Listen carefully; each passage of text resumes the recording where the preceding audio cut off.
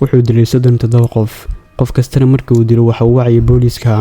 wuxuuna u sheegay inuu isaga uu dilay dilaagan wuxuu aaminsanaa in dadka uu dilo ay aakhir u noqon doonaan adoomo marka uu dhinto dilaagan wuxuu dilka bilaabay 20 Diseembar 1968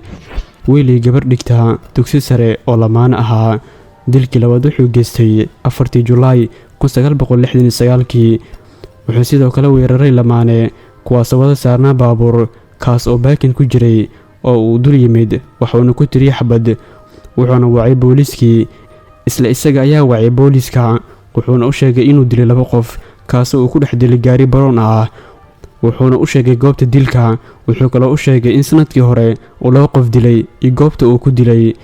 isla markiiba booliiskii ayaa yimid laakiin nasiib wanaag waxaana la wiilkii oo dhaawac culus ah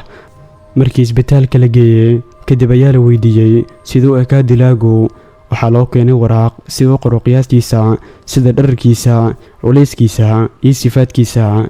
kadib ayuu wuxuu sheegay in dharkiisu ahaa 160 cm halka culeyskiisu yahayna 88 kg wuxuu kaloo sheegay in calaamadan ay ku dhignayd calooshiisa qiyaasahan sawirkan ay ku qiyaasay inuu yahay dilaaga booliiskii ayaa raadin badan ku bilaabay dilaagii markaas ayuu asna bilaabay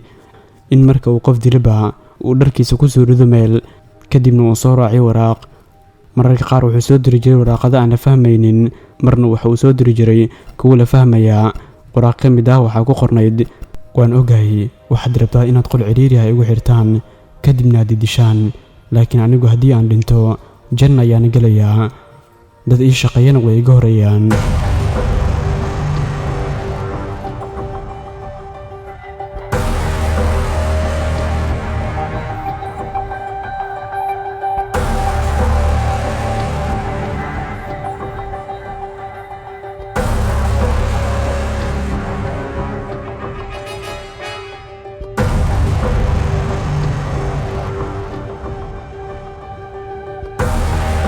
dadkaasi wuxuu la jeedaa kuwii hore u dilay markii uu arkay inay booliiska aad u raadinayaan ayuu u hanjabay una sheegay inuu arday badan layn doono oo dhigta iskuul ka mid ah kuwa ku yaala magaalada haddii aysan raadinta faraha badan ka daynin